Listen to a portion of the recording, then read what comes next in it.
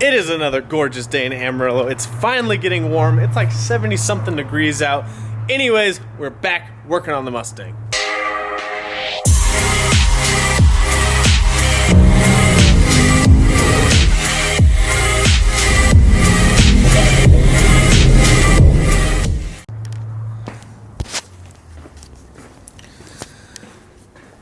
Alright guys, so with all the parts starting to come in for the Mustang, they should all be here probably by next week. The biggest things we're going to face is space. So, don't mind this. This is just the battery cover. Let's get that out of the way. Anyways, biggest things we're going to run into is we're going to need space for this turbo kit. So like I said in my previous video, the turbo is going to sit right about here, which is fine because this whole intake system is obviously going to come out. And obviously we'll move some of the vacuum lines, run these PVC lines to a catch can over there, but that'll be another video for that stuff. But the things that are kind of in the way is really this radiator sticks out really far. It's really close to the engine, and if you see, it's actually got a lot of room. I took the brackets off already because I'm going to show you what we're going to do here in just a second. But you can see this radiator has a lot of wiggle room, so we can move it up a lot.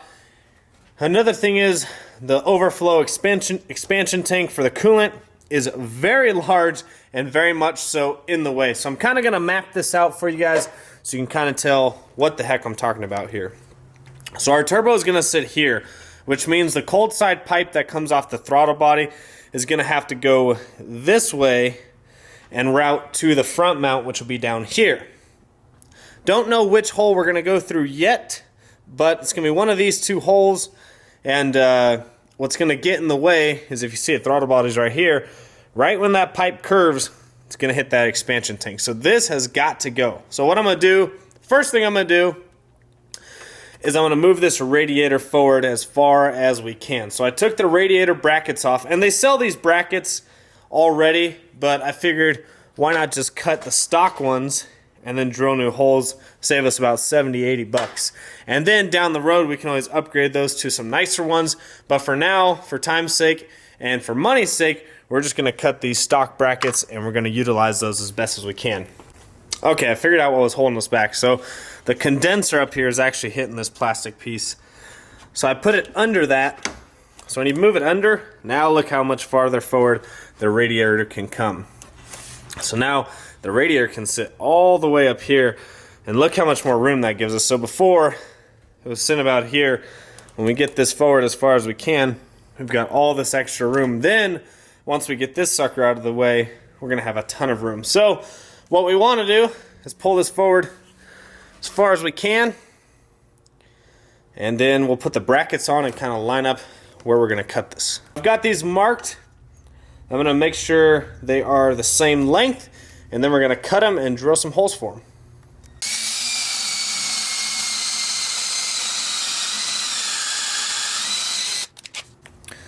Alright, so what I did with this one is I made the first hole, made sure it lined up, and then I double checked from center to center how far the width of the original holes were, and just matched that up. So I did need to go a little inside, so it's always good to just put it on there with one bolt and then double check the other hole. So now we're going to drill the second hole, and then we should be good for this bracket. Alright, so we've got the second hole drilled. So we're going to see how this lines up. Set this down because I gotta pull the radiator. Line it up.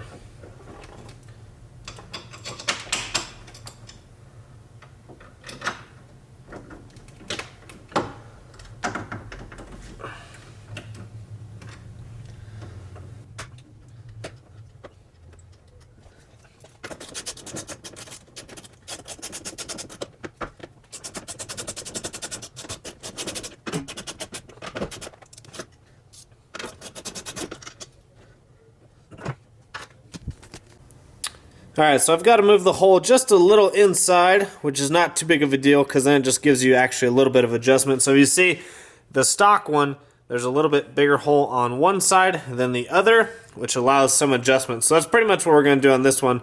We're going to make the hole go a little more inside, and that'll give us a little bit more adjustment.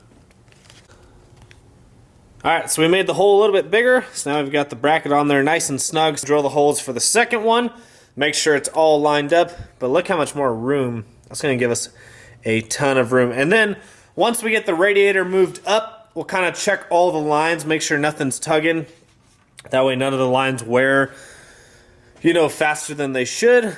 But from what I can see, everything was long enough to give it enough room to move the radiator forward. So like I said, once we move the coolant expansion tank out of the way, that's going to give us a ton more room. But kind of the start of this is moving the radiator forward. All right, so same deal. Drilled the first hole. Kind of see where that gets us. Whoops. Slipped off there. Almost killed myself. So I'll drill the first hole. We'll put the bolt through that one. And then we can line up, that way we can line up the second hole perfectly.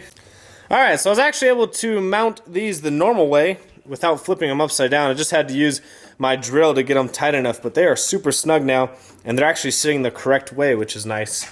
Just got one bolt in there right now, just holding them in on each side, but it is not going anywhere. So that just freed up a ton of room, especially once we get this whole intake system out of here. There's gonna be a ton of room to work with here.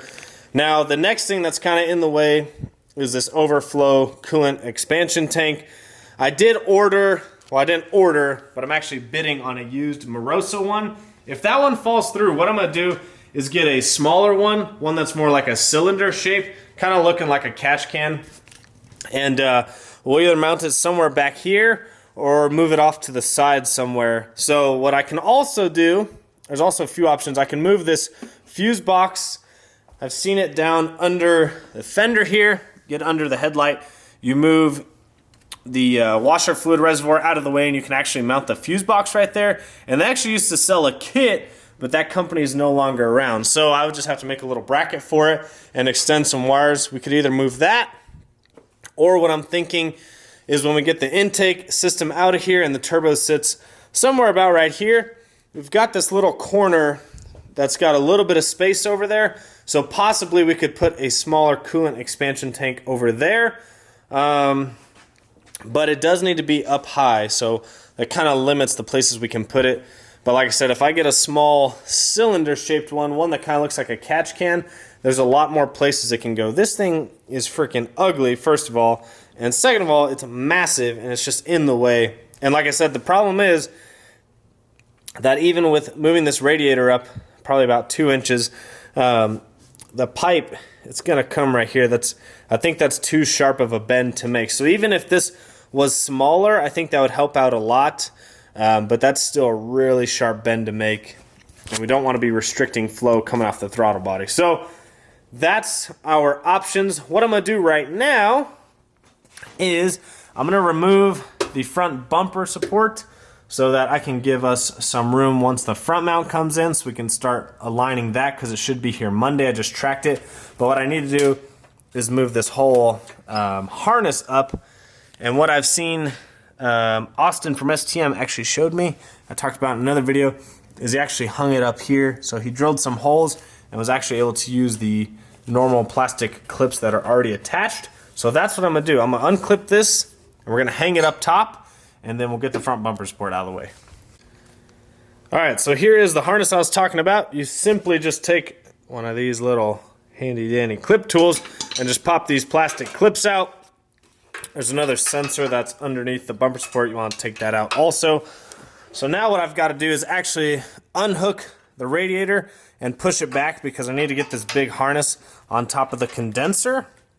And the little hood latch is in the way, and I don't want to force it under there. So if I just push the condenser back a little bit, then this can slide right on top. And then what we're going to do is kind of just mark a couple holes up here, and we're just going to drill little holes for these plastic clips to go into, and that'll hang the harness up and out of the way for us.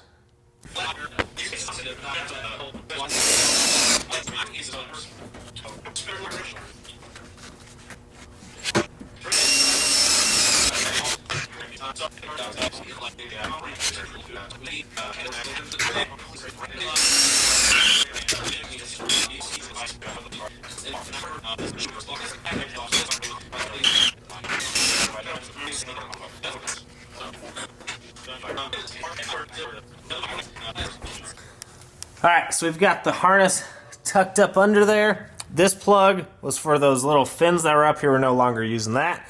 This is a sensor. We'll just move that one. We'll pull it out of this loom, extend it, and we can put it back over here somewhere. But yeah, now that's up and out of the way. So we'll probably just zip tie this one up or tape it up to it so it's not in the way. And now we're going to remove the bumper support. Alright, so we have the front bumper support off, and now look how much damn room we have. So what's really nice is that came off super easy. Just 4 bolts on each side. But look how much room we've got now. And that's even with moving the radiator and the condenser and everything forward a couple inches. So we still have got a ton of room. You know, the bumper sits like way out here. So we've got plenty of room. I'm still hoping that the front mount fits behind the rails. However, if it doesn't, I don't mind keeping the front bumper support off, as this car is going to be doing a lot of racing anyways. So where we can pull weight, I mean, we're going to pull it anyways. So I didn't run one on my Hellcat ever. Actually, most of my cars that I've modified to go racing with, I really, that's my favorite thing to do, is pull the front bumper support off. So it's not very heavy. It's definitely not as heavy as the Hellcat one. I would say it's maybe 12 to 15 pounds, so it's not very heavy, but, you know, every pound does count. But like I said, looking at it right now, I still think the front mount will fit back there. However, if it doesn't, we've got plenty of room now to work with. So, like I said, we moved the radiator forward. It is nice and snug. We just got 1 bolt on each side right now. I did order the brackets, actually, when I was taking a break. So these will suffice until the new brackets come in. I really need to figure this out. So, like I said, I'm just bidding on a Moroso one. So I'm just waiting to see if that happens. If it doesn't, I think I'll go the cylinder-shaped route and try and mount it somewhere else. I really do want to move this fuse box. I just hate messing with frickin' electrical stuff. And then the only thing that sucks is if a fuse ever goes out, well, you've got to pull the bumper in order to reach those fuses, because you mount it way back here, so you couldn't just, I do have the push buttons, but there's not enough room for you to fit back there and just pull some fuses out. So you would have to pull the bumper every time you had to switch a fuse, which isn't all the time. However, that would get pretty annoying. So we've got that out of the way. I'm really excited where this build is going. Hopefully this is getting you guys kind of excited. I know it's nothing crazy, but this is the little tedious stuff we have to do right now in order to make room. Now, I would go ahead and like start pulling the intake and start pulling the headers off and all that stuff, but we are doing all the cold side welding at Joseph's house, so I've got to be able to drive the car over there. I mean, I could trailer it over there, but we don't have a trailer right now, and that's just a pain in the ass, you know, trailering it over there just to do all that stuff. So we will drive the car over there, so we kind of need everything intact. I mean, the intake comes off in about 30 seconds. The headers and the exhaust will be probably the most time-consuming stuff in order to take off, but while I'm taking off the headers and exhaust, Joseph can be lining up, you know, the intercooler to kind of figure out how we're going to route all the cold side piping. And one thing I did want to talk about is when you're piecing your own turbo kit together, you tend to forget about all the small things. So with a turbo kit, usually everything comes with what you need. All the AN fittings, all the lines, all these sensors, everything you need is in there, the bolts, everything. I've got to go ahead and order all the AN fittings, even the small stuff like the gaskets, the manifold gaskets, the turbo gasket, the oil drain line with the fittings, with a tap. We've got to tap the oil pan, which we did figure out. I talked to Manny over at Midnight Performance. He actually is just using a vibrant fuel type fitting for the oil pans because they have a washer on each side. And so he said, if you drop the oil pan and drill a hole, you can use these fittings. I forget what they're called. Dang it. It's a fuel type fitting though, and it's got a washer on each side. So he said that really helps it seal, and he's never had one leak on him. So shout out to him for helping us out. So like I said, it's that little stuff, all the fittings that you have to order. And then last night I kind of made a checklist and I was like, I'm missing something. This is what I was missing right here. When we make the cold side piping, we've got to put the MAF in there somehow. So we needed an aluminum MAF flange to weld on to the cold side piping. That's one of the little things that I had forgot about. And like I said, it's all that little stuff you forget. So the only thing I haven't ordered is the actual oil feed line because I don't know how long of one we need, and I won't know until everything's mounted. So that'll probably be like the last thing I ordered for the turbo kit. Now, I still don't have a fuel system, and that is probably the most expensive part left, you know, according to this, or to go with this turbo kit build. You know, I got the suspension and the shafts and the drive shaft and all that stuff to do, which is expensive. But as far as like the turbo kit's concerned and putting the power down, the last most expensive thing is the fuel system. So once we get the turbo kit completed, I'm just gonna get a base file from Lund, tell them, you know, hey, we'll put the smallest springs in the wastegates, we'll turn it down as low as we can. But I'm like, hey, I'm on a stock fuel system. I can't, you know, we can't be turning this thing up yet. And I think that's gonna be like the longest waiting period from installing the turbo kit, getting everything welded and tightened back up, from then till actually running the car and getting some numbers on it. That's gonna be the longest wait, will be the fuel system. It is not cheap, guys. The triple pump system ranges, depends how you spec it out, but you can expect to pay like $2,500 to $3,500 just for the triple pump system. So when you go triple pumps, it does come with fuel rails, fuel lines, relays, you know, 4-gauge wiring to power them. I mean, it's a whole ordeal. It's a return system, so you've got to run -8 lines there and back. I mean, it is a big ordeal. So it's $2,500 to $3,500 is the range on that, depending how you spec it out. And then the injectors are pretty normally priced. They're $1,300s that I'll be going with, and those are $1,800 brand new. However, you can typically pick them up like used or open box for $1,250 to $1,500 is where I've seen them.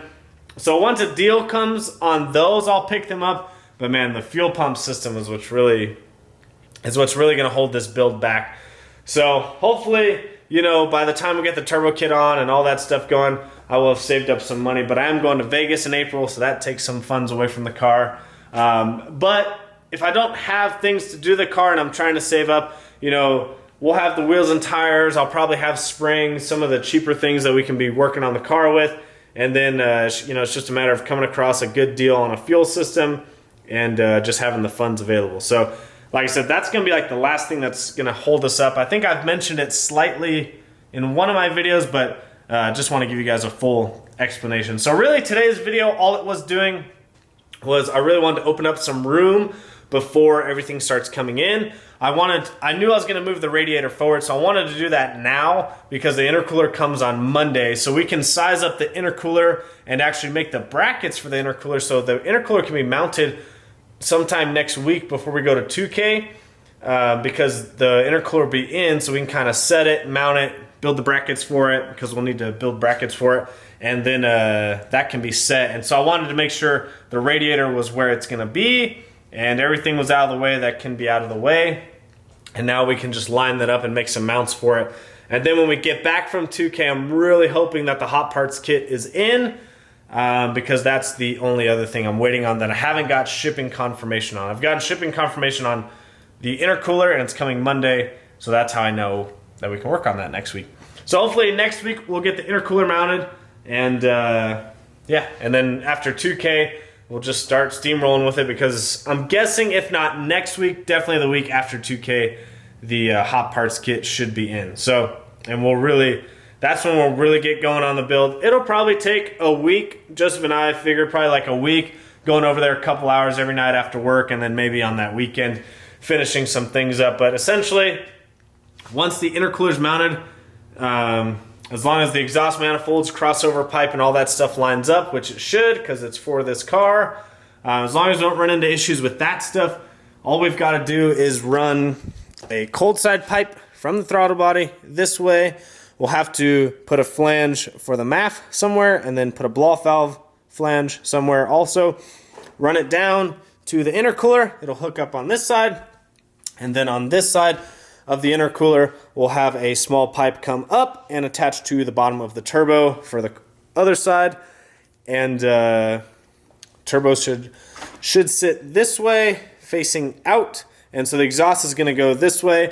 And I've got a couple ideas on how I actually want to do the exhaust, but it's going to be kind of tricky with the way this cold side pipe comes off.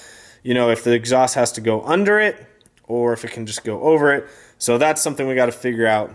And that's why I really got to get this out of the way, because it is literally in the way of everything. Once this is out, I'm telling you, we've got all this open space to work with, make things a lot easier. So I hope you guys enjoyed that video, finally working on the Mustang. Like I said, I know it's not very much, but I wanted to more explain what's going on and what kind of the goal is with the car and kind of the time frame, just to keep you guys updated. So I'll probably leave the bumper off, and once the front mount comes in, kind of line it up, have Joseph come over, see if we can get some brackets done for it, and then once the brackets are on, then I'll probably put everything back together, and then we can drive it over after 2K, as long as all the hot parts are in, and then we'll get really moving on this project from there. But hopefully you guys enjoyed this video. Make sure you always comment, like, subscribe, follow me on Instagram and Snapchat at VanV39, and we'll see you guys on the next one.